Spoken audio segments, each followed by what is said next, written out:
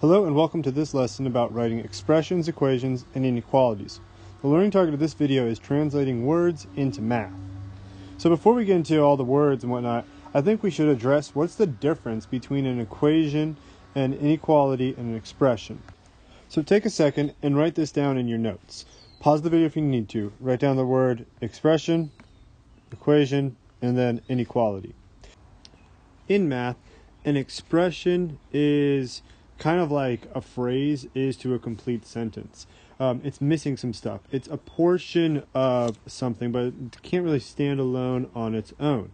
And so an expression is missing an equal sign. And then that leads us to what an equation is. An equation is anything that has an equal sign. And then finally, an inequality, well, those are expressions that are paired with inequality symbols. So less than and greater than, less than or equal to, and greater than or equal to. Now let's think about what that means for words. How would this be expressed? How could this be read? And what we get with, actually I think it'll be easiest to maybe start with equation. An equation will have the word is. An expression won't have is. So no is. And then an inequality has what I like to call is plus. All right? And so let's think about this really quickly with a simple example. Let's say we took something like x plus 2. Read that out loud. X plus 2. Did you use the word is? Nope, you didn't. Now let's take something like x. Let's use the right color here so it's color coordinated. X plus 2 is equal to 3. Listen to that when you say it to yourself. X plus 2 is equal to 3.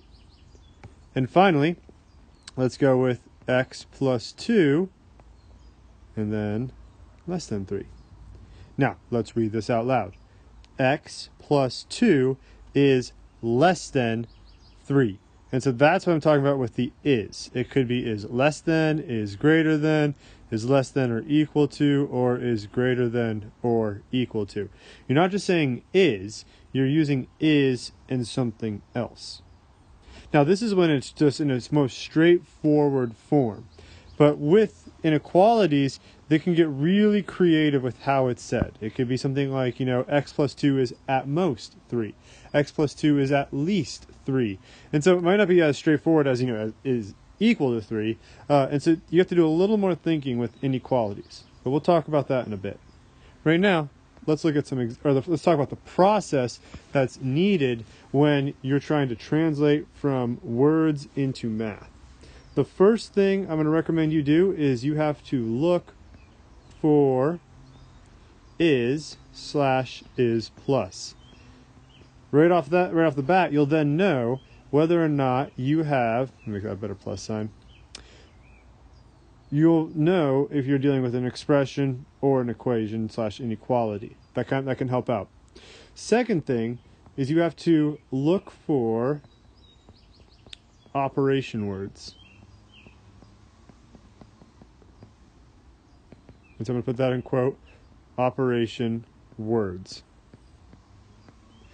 Operation words are things that would suggest that you're adding something, that you are subtracting something, you're multiplying something, and you're dividing something. And so first, figure out, are you dealing with an expression or something more complicated? Then start to piece things together. What operations do you have? And that's pretty much it. After that, there's maybe a little bit of thinking critically, especially when it comes to inequalities, because sometimes those inequalities are very confusing. So just kind of think critically about it, and I'd recommend, for a situation like that, test it with a number. But now, let's look at some examples. So in my first example here, I have 6 more than some number is 10. So let's kind of we'll go with the process. Step 1, look for is plus. I found is. I don't see anything else. I just see is and then another number, 10. So what that tells me is that this is equals. Now I want to start looking for some operation words. And the big one I'm seeing right here is more. And so I have 6 more than something else. That means I'll be adding something.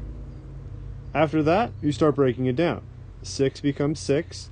And sometimes it depends on, like what kind of textbook or problem service you're using.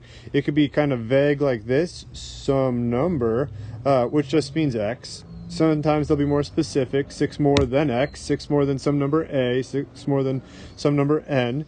But it could just be as vague as some number. And now we have all the pieces we need. We have 6 plus x equals, and then 10. So 6 plus x equals 10. Let's try another example. All right, example number 2. The difference of 3 times some number and 2 is 1. All right, so again, take a look at what we're dealing with here. We have an is, so that means we're dealing with an equals. Now, let's continue to break it down. Look for our operation words. And here I'm seeing 2. I'm seeing difference and I'm seeing times. So difference, subtraction, times is going to be multiplication. Now I have to really think about this. So here's where critical thinking comes into play. The difference of 3 times some number. Well, 3 times some number sounds like 3 times, the multiplication sign looks like an x, so I'll just say a. So in other words, this looks like 3a. And then I have the difference of this guy and 2. And so the expression I'm going to get from that is 3a minus 2. And now I just have to bring it all together. 3a minus 2 is equal to 1. And so I've now translated it from words to math.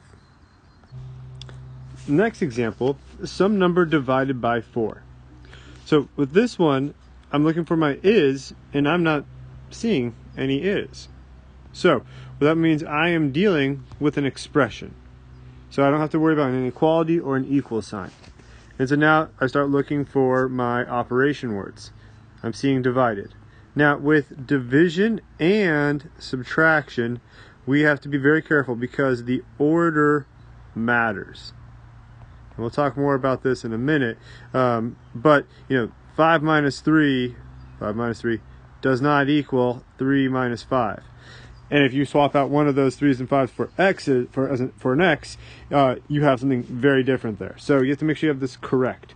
Some number, let's just use n for fun to mix it up, and then divided by 4. So some number divided by 4, I could just go n divided by 4 like that. I could go n over 4. Either of those work, but to do it the other way around, that means something very different, and that's not how it works. And so there we had an example of not having the is. Now let's play with this one more time and add something to it. So our final example. Some number divided by 4 is less than 3.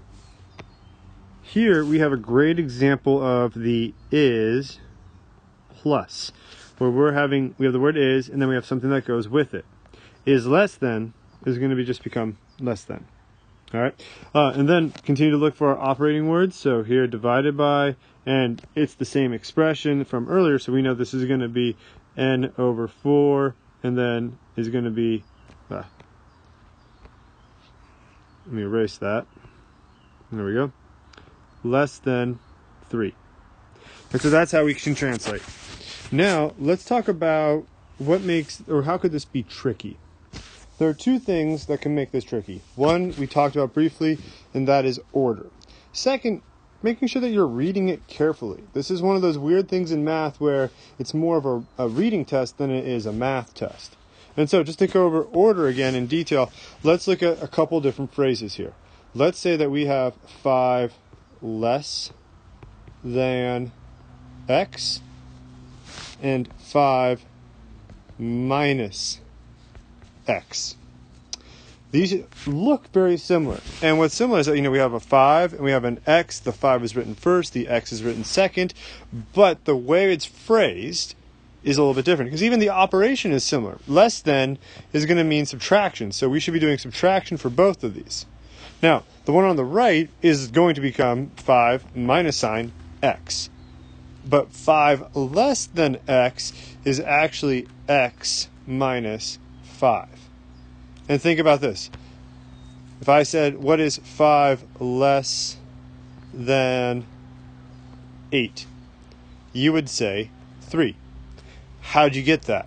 Well, you put 8 right there, and then you went minus 5, and that's where the 3 came from. So that's how that works. You have to be careful with the order of subtraction and division. We could play the exact same game with division. So let's say 5 over x versus 5 into x. 5 over x is like this. 5 into x is like that. Again, similar operation with division, similar ordering of the number and the letter, but different expressions. And then just when you think it couldn't get any more confusing, let's go back up to here and play with 5 less than x. 5 is less than x. And so this is very similar to that one, but the difference is we have an is plus. So this is 5 less than symbol x. And so those are the tricks. And again, it boils down to order and reading. So just make sure that you think about the order of it. You can always test something, can throw in some numbers there, see what makes sense, and then just make sure you're reading critically. Because if you miss on the is, you're going to have something that's very, very wrong. So good luck with your homework or practice, and let me know if you have any questions.